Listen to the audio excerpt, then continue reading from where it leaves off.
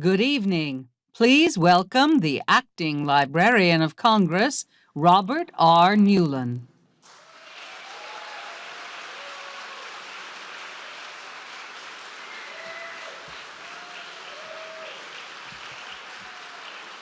Thank you. Thank you all so much.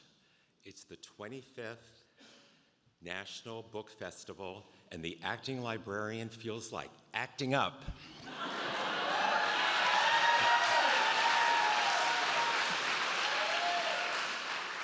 Can you believe it's been 25 years? I was at the first one. Okay, be honest, who was at the first one? Wow, fantastic. So for those of you that were not at the first one, it was on the mall, which was wonderful. They had tents. When the weather was nice, it was fabulous. When it rained, it was a big mud pie.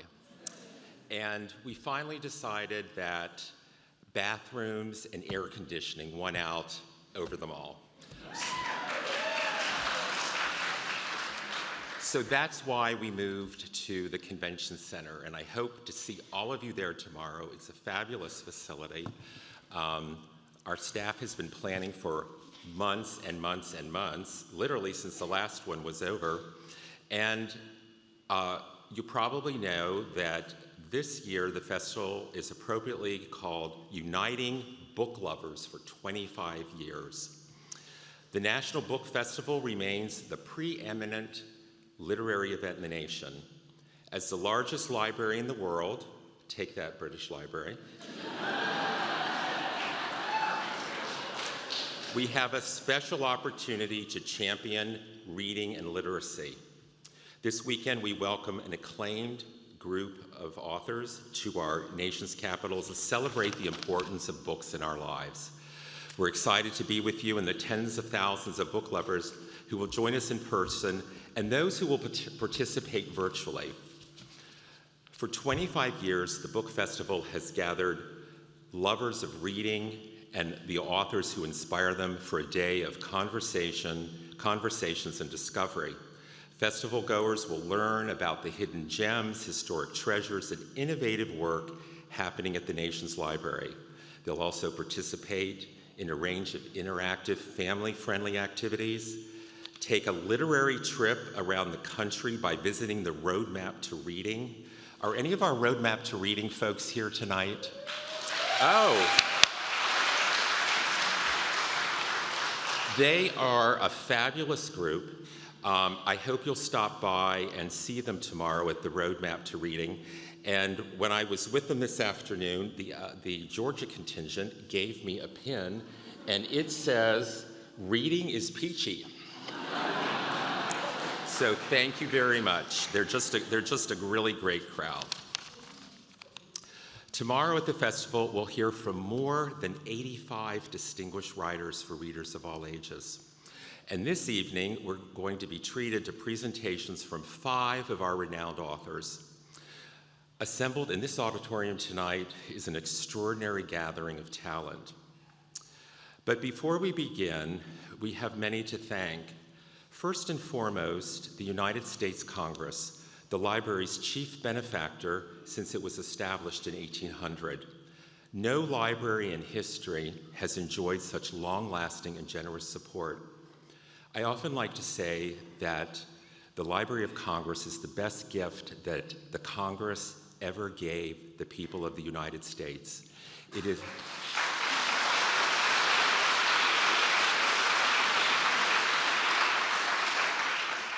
It is our cultural patrimony, and there's no other institution on earth that has the creative output of the American people, like the Library of Congress.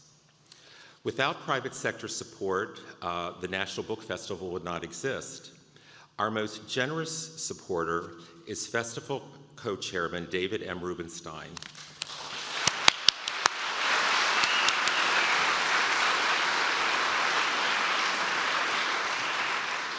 David often speaks of his belief that books and reading are the keys to success in life. David has never forgotten the key role that libraries played in his life, and he demonstrates this through his support of the Library of Congress. David, I want to thank you personally for all you do for this institution, not just the financial resources, but the time and energy that you give us. Nobody else does it like you, and I am so grateful to you.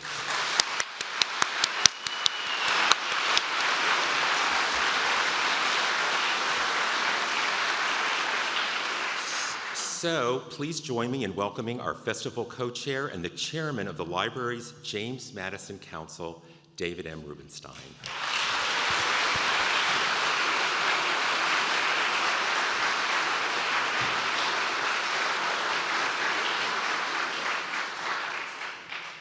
So how many of you are at the book festival for the first time? Wow. How many of you are in this Library of Congress for the first time? Oh my God. Okay.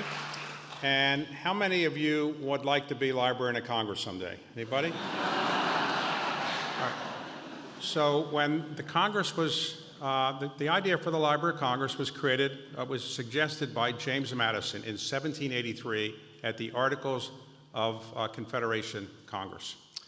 Congress got around to it under the Constitution in 1800, so it took 17 years for Congress to do it, and they appropriated $5,000. That's it. It bought 600 books, 3 maps. And that was the Library of Congress, and it worked. It was in the library. It was in the Congress. And then in 1814, the British came along, and they burned the Capitol, and they burned the Library of Congress. Thomas Jefferson then sold his collection of books, which is the largest owned by a private citizen in the United States, to the Library of Congress, and it became the basis for the Library of Congress's collection, which, as Robert had mentioned, is the largest in the world. And we're all beneficiaries of this great act that the Congress has come forward with. But I just want to mention a couple other things. Robert Newland, you might wonder, how does somebody become the acting Librarian of Congress? You ever wonder? Well, the Library of Congress, the Librarian of Congress has traditionally been a lifetime appointment, but the law was changed after James Billington. James Billington was the 13th Librarian of Congress. It was a lifetime appointment, and many people who were librarians of Congress stayed for many, many years. I think Jim did it for about 28 years or so, and when he retired, ultimately he was succeeded by Carla Hayden.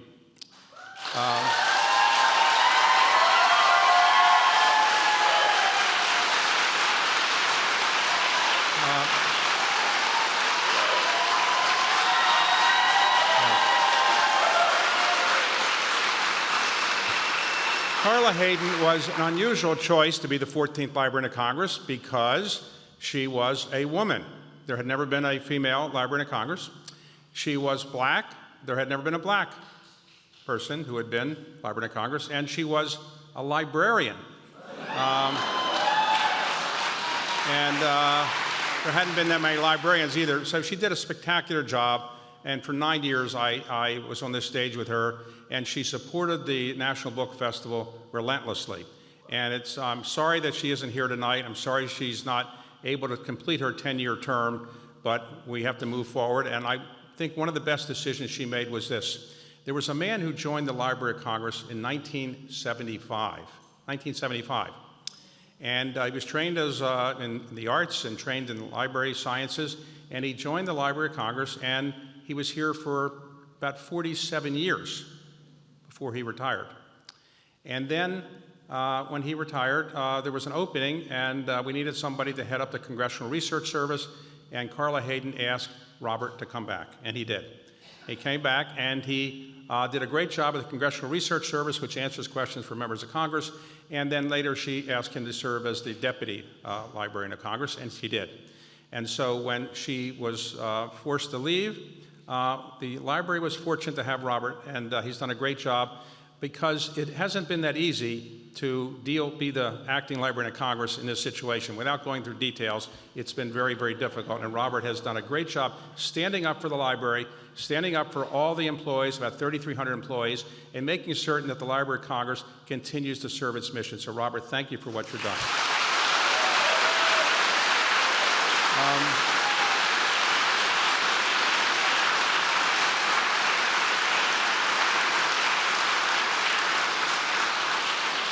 So 25 years ago, when the library had its first National Book Festival, the idea, you might say to yourself, why was there no book festival before? A good question. There were book festivals all over the United States. So on the night before the inauguration, George W. Bush, who's married to a librarian, Jim Billington was at a reception the night before the inauguration, and Laura Bush said to Jim Billington, "Oh, you're the Library of Congress. Do you have a National Book Festival here?" And he said, "We will." And so in September that year, the National Book Festival had its first session on the Mall, as you heard. And sadly, just a couple days later, we went through 9/11. But the National Book Festival has thrived and prospered, and it's thrived and prospered because people love to read books. And it's an incredible thing that all of us are blessed with, which is the ability to read. Sadly, many people in this country cannot read. And let me just describe, without going through great detail to bore all of you, roughly 21% of adult Americans are functionally illiterate, 21%, which means they can't read past a fourth grade level. Fourth grade level. About half of adult Americans can only read at a sixth grade level. Now, that's not considered functionally illiterate, but think about this. If you could only read at sixth grade level, how much success would you have in life? So those of us here tonight, we're very fortunate. The Library of Congress has literacy awards. We give literacy awards out to people who promote the idea of literacy and trying to help people learn how to read more. And it's an incredible opportunity that we have to do that. But I don't want to say we're going to solve literacy problems. We're not tonight, certainly. But think about this. This country, which is the wealthiest country in the world, we are 38th in the world in literacy. 38th. And North Korea is ahead of us. So I just want you to all think about how fortunate you are that you have discovered the importance of reading, and you love reading, and you no doubt have taught your children, if you have children, how to read. It turns out that most people who learn how to read learn really initially from their parents reading to them. And think about this, if you're functionally illiterate, you cannot read to your children. And so a lot of this is continuing generation after generation after generation. It's a very sad situation. So just thank your blessings that you can read and that you enjoy the pleasures of reading. And you're going to have a great time at the National Book Festival. And many people here who deserve to be recognized as being sponsors. I won't call them all out, but I would like to mention the Madison Council. Where are the Madison Council people? Can you raise your hands? So, and for those of you who don't know,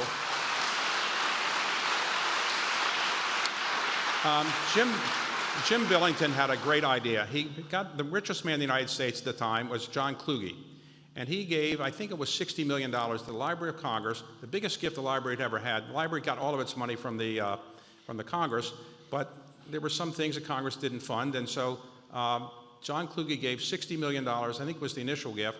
And they created the Madison Council that John Kluge chaired. I now chair it and succeeded some other people who've chaired it. And what the Madison Council members do is they are very, very philanthropic towards the Library of Congress, because not everything we want to do is funded by the Congress. In fact, right now we're working at the Library of Congress to have parts of the Library of Congress more friendly to people who come here. We have many visitors every year, but we haven't really had a welcoming center, and we're going to build that. And with the help of Congress and with the Madison Council and other people, we're getting that done. And also a children's center, where children, they come with their teachers, they have a place to learn how to read and to learn more about the Library of Congress. So a lot of these things are getting done, and it's really a great thing. And I want to thank everybody at the Library of Congress and all the employees. Robert has been here 47 years. He's not the most senior person at the Library of Congress. There are people here who have been here for 50 years because the Library of Congress is almost a religious calling. People love books, and people love reading, and all of you who are fortunate enough to love books and to love reading should thank your many blessings. And tomorrow, those of you who go to the National Book Festival, we're going to have, for the first time, if you haven't been there before, the time of your life, you're going to see at least 100,000 people who love books. You're going to see children trying to get their books signed. You're going to see children being read to by great authors. You're going to see some great authors reading from their books, and you're going to see some great interviews tomorrow. And so thank you all for your coming here. Thank you for supporting the Library of Congress.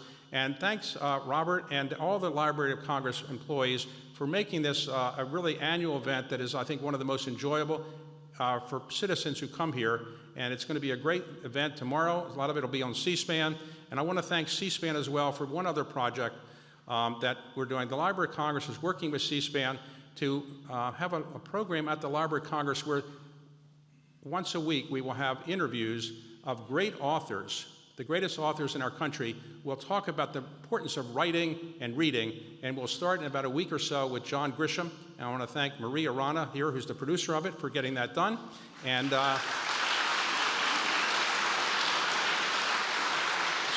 so, thank you all, and now on with the show.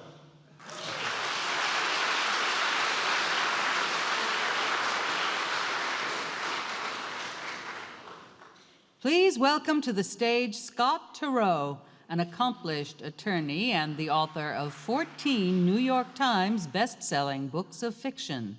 His latest novel is Presumed Guilty.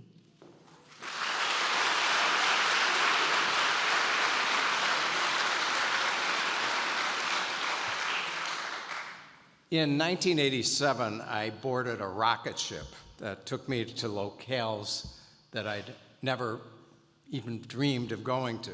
That rocket ship, figurative, of course, was Presumed Innocent, a novel that I had started on the morning commuter train and finished in my basement during a brief respite from the practice of law.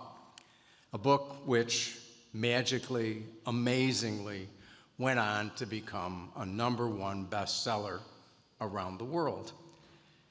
As I tell people now and then, if someone offers you the chance to become the author of a worldwide #1 bestseller, you should definitely do it. You should do it. Because I've had a lot of fun, both in 1987 and in the years since.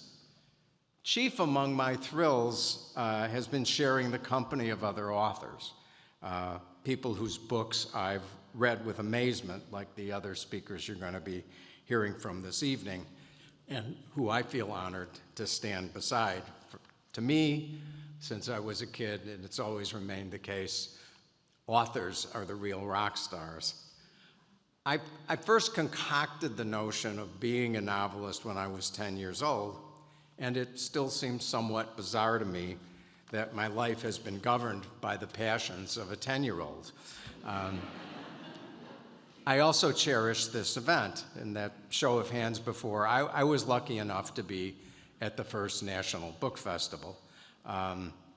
And what stands out in my mind is a somewhat idiosyncratic memory, not only of it was just extraordinary to see all these readers and authors together on the Mall, but the dinner that we're going to go to was held that year on the second floor of the Jefferson Building, and it was attended not only by President and Mrs. Bush, but also by every member of the cabinet, save one.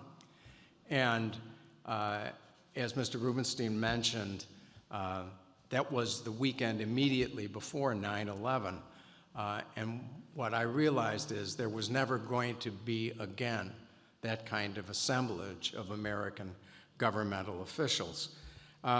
But be that as it may, the book festival has gone on, and I've been fortunate enough to be invited back periodically. I cannot overstate the significance in my own mind of having a national book festival, a moment when our country as a whole recognizes writers and readers and the importance of books in American life. I want to thank Librarian Nuland for continuing the tradition, David Rubenstein, who's been a moving force for years now in maintaining this event. As for me, it's been nearly 40 years since that rocket ship lifted off, and my inner 10-year-old still loves what I do. The chance, as I periodically tell Adrienne, to go upstairs each morning and play with my imaginary friends. In January of this year, I published a novel, Presumed Guilty, in which the protagonist of Presumed Innocent returns. A former prosecutor, judge, and criminal defendant, my character takes on the only role he has not previously played in a murder trial as the defense lawyer for his stepson-to-be. As somebody who was once falsely charged himself, Rusty, the character, knows that this idealized system we call the law is often undermined by the follies and vanities of the human beings who operate it. But he, like me, remains convinced that law and respect for the law is fundamental to a civilized society, and that the law can be a noble institution when it adheres to its paramount obligation to protect not only the powerful, but the powerless as well. Again, I am grateful for the honor to be here and to speak to you tonight. Thank you.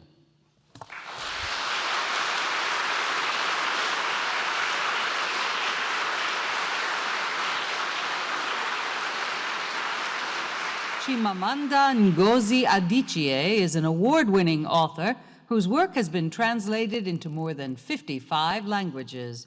Her latest novel is Dream Count.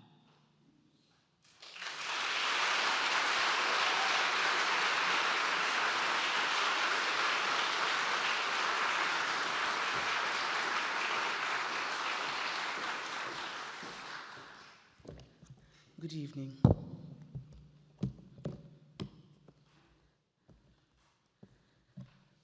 I don't have an inner 10-year-old, unfortunately. Scott, it was lovely listening to you. I read your first novel when I was slightly younger than I am now. What an honor it is to be here at the Library of Congress in this sacred place. I want to first tell you of this abiding memory from my childhood. I was sitting in the back seat of my mother's car as we drove down the sloping road that led from the quiet University of Nigeria campus where we lived to the gentle chaos of the market. I was looking out of the window, and suddenly I felt an intense pang of melancholy, because what I saw through the window as we drove were stories, so many stories waiting to be told, and I knew that I would not be able to tell them all. Writing is my vocation. I'm grateful to be part of this utterly necessary tradition of storytelling. But I could not be a writer without also being a reader. All art forms explore the beautiful strangeness of being a human being, but literature does it with the most intimacy because it takes us inside. We become characters, we become alive in bodies not our own. One of the most magical things for me about reading a good novel is that sometimes I stop and think, I see. Literature gives me new eyes. Because I read stories, it is easy for me to understand what people resent, what wounds their pride, but also what they aspire to and what lights up their hearts with joy. It is through literature that I have come to understand how different we are as human beings, and yet also how wondrously alike. How we might love in different ways, but we all love. And how you do not ever treat recklessly that which you love, whether it be a person or a nation. It is because I read novels that I have come to believe in being empathetic, in seeing the world through eyes that are not mine. I do not always succeed at empathy, but it is reading that makes me want to keep trying. Because reading, above all else, reminds us over and over again that there are multiple points of view. A reminder that is needed now in today's world more than ever. That to be a human being is to be part of a project of plurality. All literature has as its core the idea of what is good. Even the darkest of novels are in dialogue with the good. An old-fashioned word, good, used also in this rather old-fashioned context. But perhaps it is time to embrace more old-fashioned words. Honor, truth, compassion, justice. With so much upheaval in the world today, to think of literature is to think of what we are called to do, and we are called to courage. Courage means refusing to make the abnormal normal, even if only to whisper to ourselves while turning the page of a book. Because when we stay silent as abnormal things happen day after day, month after month, then they start to feel normal. To think of reading in today's world is to remember always the power of books. The banning of books speaks to the power of books. You do not ban a thing which does not have power. Free people, indeed, read freely. To be denied of the ability to read what you want to read is also to be denied some branches of your tree of dreams. Because reading teaches us how to dream. By dreaming, I don't mean a passive act, but an active act of the imagination, where we marshal our moral courage and actively imagine the world we want to live in. How should it be? What should it be? What is the greatest good? What do we value? There are remarkable Americans who have lived this tradition of humane ideals and intellectual curiosity, and one of them is Carla Hayden.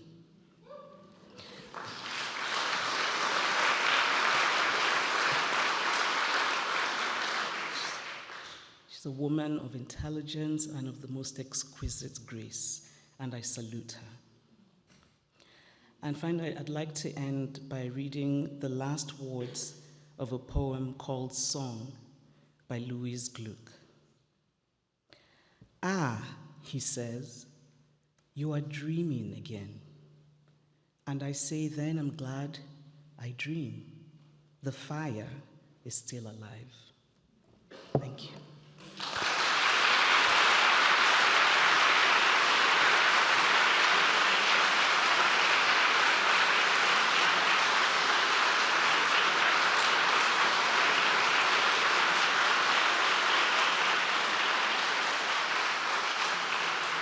Please welcome to the stage best-selling and award-winning author John Green. John's latest book is Everything is Tuberculosis, the history and persistence of our deadliest infection. I'd like you to imagine, if you could for a moment, what it would be like for you to go after that.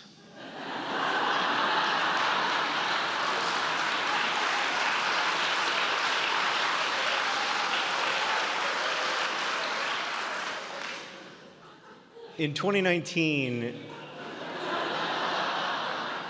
just going to go into my spiel. In 2019, I had the opportunity to visit Sierra Leone with my wife to learn about the maternal health care system there. Our family has been supporting the Sierra Leonean government's efforts to improve maternal and infant health over the last decade. And we were there for that reason. But on the last day that we were there, some of the doctors we were traveling with, including the great Sierra Leonean physician Dr. Byler Berry, asked if we could visit a tuberculosis hospital in order to consult on some cases. And I was like, is tuberculosis still a thing? That was my initial response. It turns out that not only is tuberculosis still a thing, it's the deadliest infectious disease in the world. It kills over 1 million people every year. It's responsible for 1 in 7 deaths of humans in history. And in the last 200 years alone, it's killed over 1 billion people, including my great-uncle, Stokes Goodrich, who died of tuberculosis in a sanatorium in Asheville, North Carolina in 1930. But I didn't know any of that. All I knew is that we were on our way to the airport, and now we were going to not go to the airport, which was a little frustrating for me. When we got to this hospital, I was immediately literally grabbed by the shirt by a young child named Henry. And Henry is also my son's name, and this young boy looked to be about the same age as my son, who was 9 at the time. And Henry took me all around the hospital. He took me to the wards where patients were lying, often with their hands on their elbows as a way to try to get more air into their lungs. He took me to the kitchens where everybody rubbed his head and gave him high fives. He took me all around the hospital, took me to the labs, and then eventually we made our way back to the doctors. And I said, "Whose kid is that? Is that one of y'all's kids?" And they said, "No, he's a patient." And it turned out that Henry wasn't 9 years old, he was 17. And he'd been living in the hospital for over a year receiving treatment for drug-resistant tuberculosis. During the course of his treatment, Henry would take over 20,000 pills to be cured of tuberculosis, a disease that we have known how to cure since 1958. This is a disease that no one should be dying of, a disease that no one should have to take 20,000 pills in order to get better. And yet, for Henry and for millions of people like him, it isn't that disease. And what does that say about the social order? What does that say about the world we share? And I came home wondering, what does it say about my own ignorance, that I had no idea that people like Henry, to Chimamanda's point, one of the great things about reading is the gift of empathy, the ability to inhabit another character, to live inside of another life, to be someone other than yourself for a moment, to escape what I call the skin-encased bacterial colony of oneself. And that is a magical, magical thing that reading gives us through its incredible intimacy. And yet I wasn't able to imagine Henry's life with any clarity because of my own ignorance, because I hadn't been listening to voices like his and others like him. And so I came home obsessed with tuberculosis and wanting to understand how I could change my own understanding of the universe. And that eventually became a book called Everything is Tuberculosis, which makes the argument that essentially everything is tuberculosis, from our history to our geography, from our histories of colonial extraction, from the world that we now inhabit. Everything is embodied by this disease that we've known how to cure since the 1950s and still let over 1 million people die of every year. And so that's why I guess I've been invited here today. I'm very grateful to have been invited.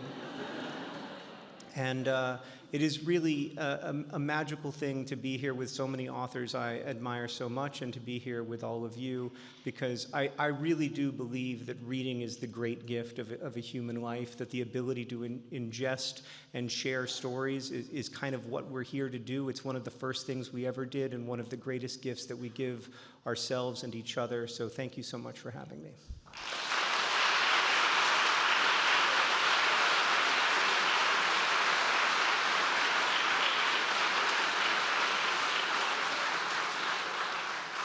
Cristina Enriquez has been longlisted for the Andrew Carnegie Medal for Excellence in Fiction and was a finalist for the Dayton Literary Peace Prize.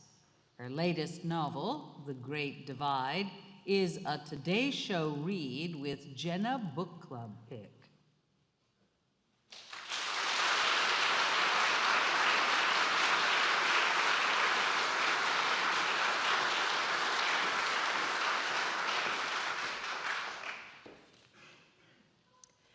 In 1904, the United States officially started building what would come to be known as the greatest engineering feat in the world.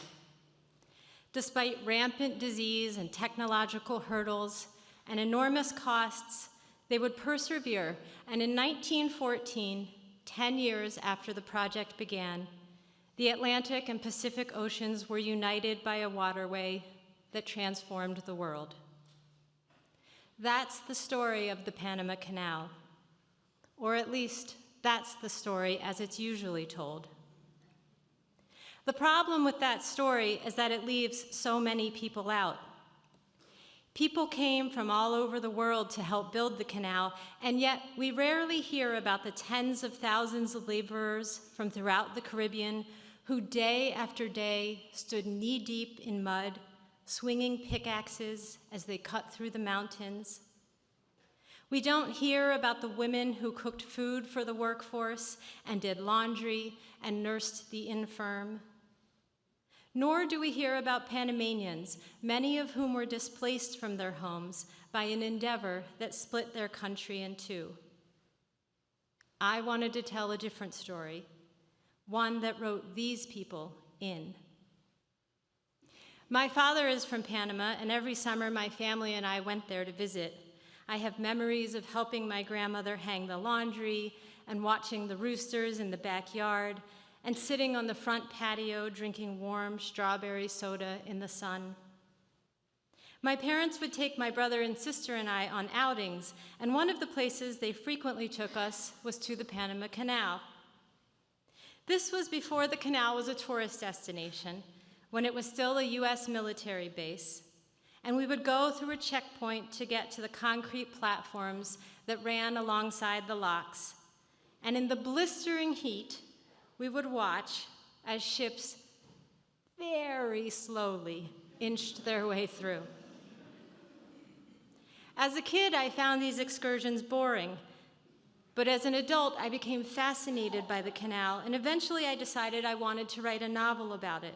I wanted to understand its significance, not in the broad ways, but in the specific, and what it was like to be an ordinary person living through a moment that would, quite literally, reshape the earth.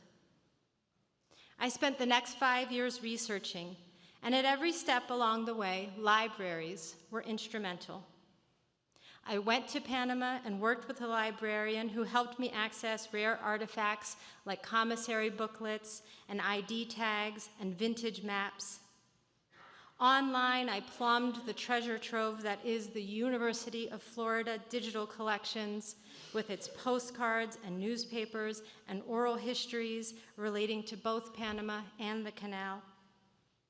Back at home, I was constantly pestering my local librarians for source material, everything from the lyrics to work songs, to illustrations of fishing equipment, to manuals about sugarcane. They got me everything I needed and more. There's a reason that in the acknowledgments, I call them my heroes.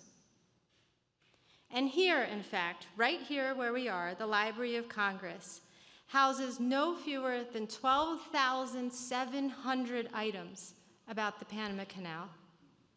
That's 18.4 linear feet of shelf space, in case you were wondering. But of all the small details I was able to uncover and weave into a novel, it was notable what I wasn't able to find, what either had never been recorded in the first place or else had been erased. The voices of everyday Panamanians, maps of entire regions, obituaries, photographs, street names, all of it lost to us now. Sometimes when people ask me what I want them to take away from my novel, it's this: the way we tell history is important. The way we document and hold the truth up to the light.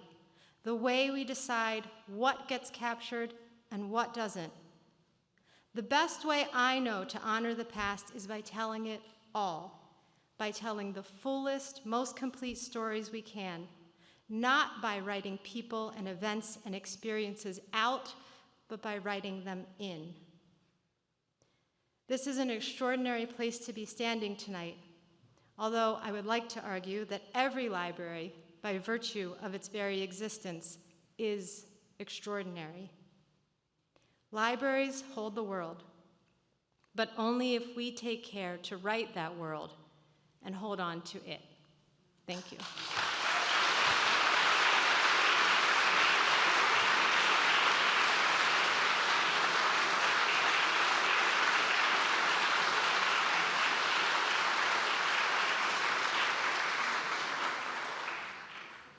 Please welcome to the stage 2025-2026 National Ambassador for Young People's Literature, Mac Barnett. He is a New York Times best-selling author of stories for children whose work has been translated into more than 30 languages and sold more than 5 million copies worldwide. That's right. Hi, everybody. All right, it's the Kids Book Guy. Here we go. So every ambassador is asked to choose a specific focus for their term. And my focus is on the picture book. We also have to have a slogan. Mine is, Behold the picture book. Thanks so much. I love picture books. 32 pages or so of text and art written for some of our youngest readers, usually read aloud to those readers because those readers can't read. I believe the picture book is one of our great literary forms, one that deserves a place alongside the novel, poetry, and drama. Some of the best books published in the last 100 years are picture books, children's picture books. But there are some people who dismiss the picture book.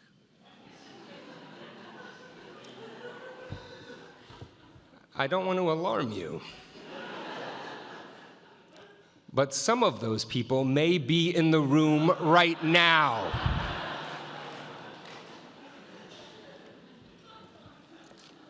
They think picture books are simply cute, or sweet, or simple, or silly, shallow, or even kind of stupid.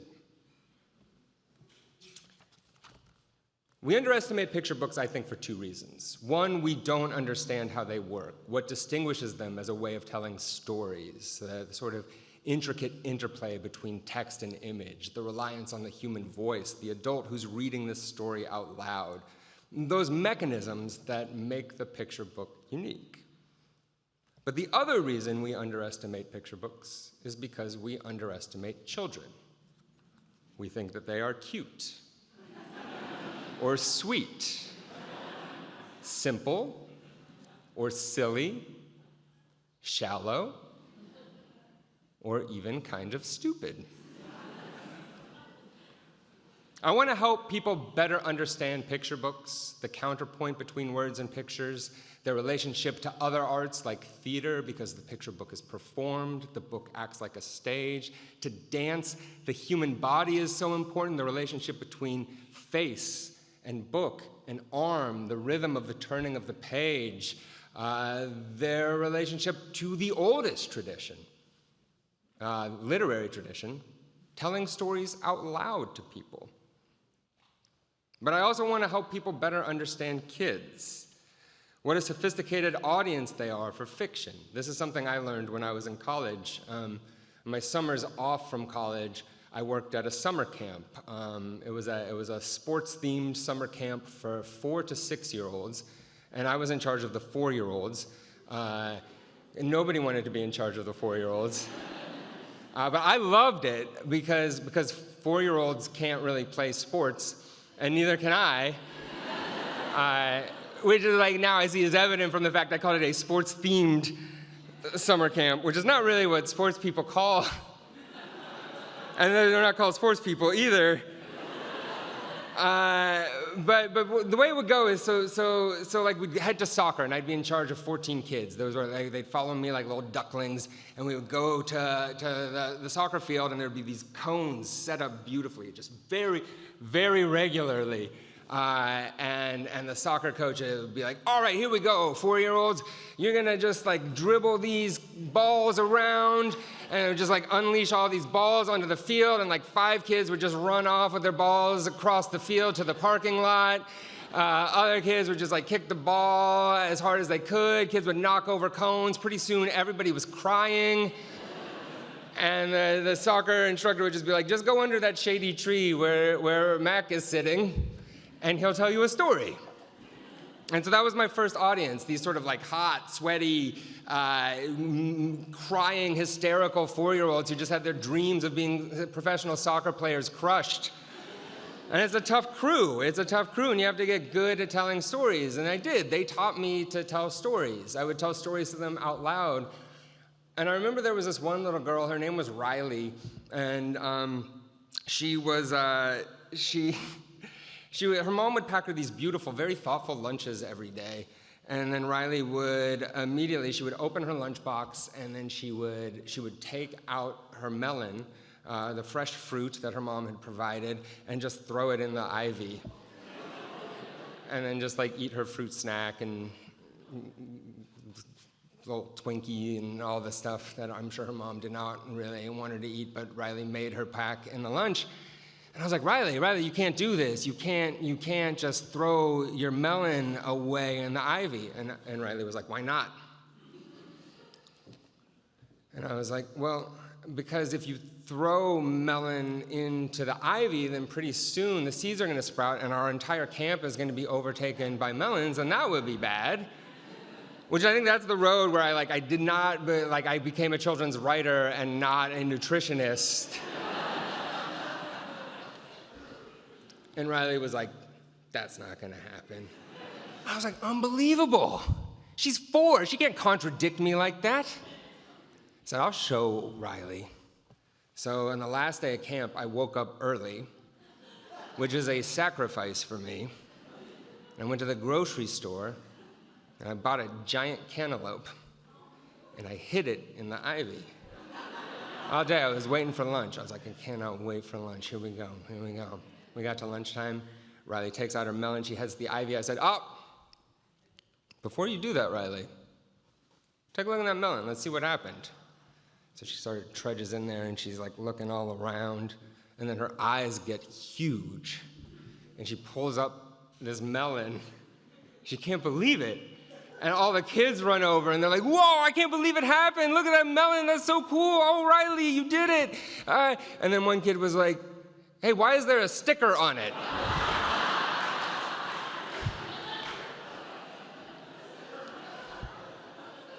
And I was like, this is also why I tell you to throw your fruit stickers in the trash, because when you throw them in the ivy, it ruins nature.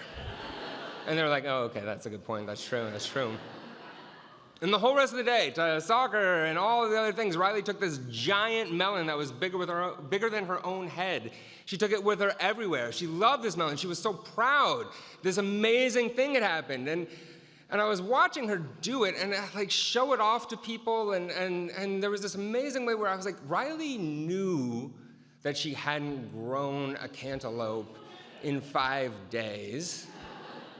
But she also knew that she had. And I don't know quite how to explain that state, but that is the perfect state of a fiction reader. Samuel Taylor Coleridge called it the willing suspension of disbelief. Kids have, I think, an even better name for it. It's make-believe. We make ourselves believe. We aren't tricked. We aren't duped. We will ourselves to believe in this thing, to imagine this other possibility. The great essayist and children's writer, E.B. White, said that children can sail easily over the fence that separates reality from make-believe. They go over it like little springboks. He also then said something very rude, that he said like a fence that would throw a librarian is nothing to a child, and I wasn't going to say that part tonight. It didn't feel right. He was mad at like one particular librarian at the time. He just meant adults. But I think he's right to I think he's right to imply that we adults can learn something from kids here. Because I think this is what all fiction does. It asks us to make believe. It's a huge part of fiction's power. Because it's only when we let go of our present state, our priors, our certainties, ourselves, our bacteria-infested skin colonies? Close? He said it better. It's only when we let go of these certainties that we can think new thoughts, feel new emotions, have new ideas, that we can change, even us adults. Because we may be grown-ups, but we are not finished growing. And this is literature's power. And I think kids know this better than we do. Thank you so much.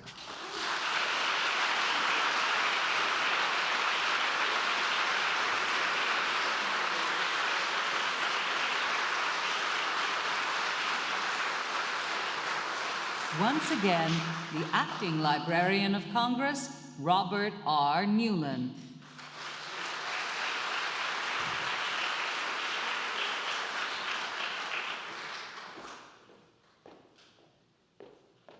Well, thank you so much. This was a surprise. I hope you've enjoyed this evening. I want to thank our authors, all of our authors that will participate tomorrow. I hope this has just whetted your appetite for what's going to happen at the National Book Festival tomorrow. So with that, close the program, and please head upstairs and we'll have dinner. Thank you again.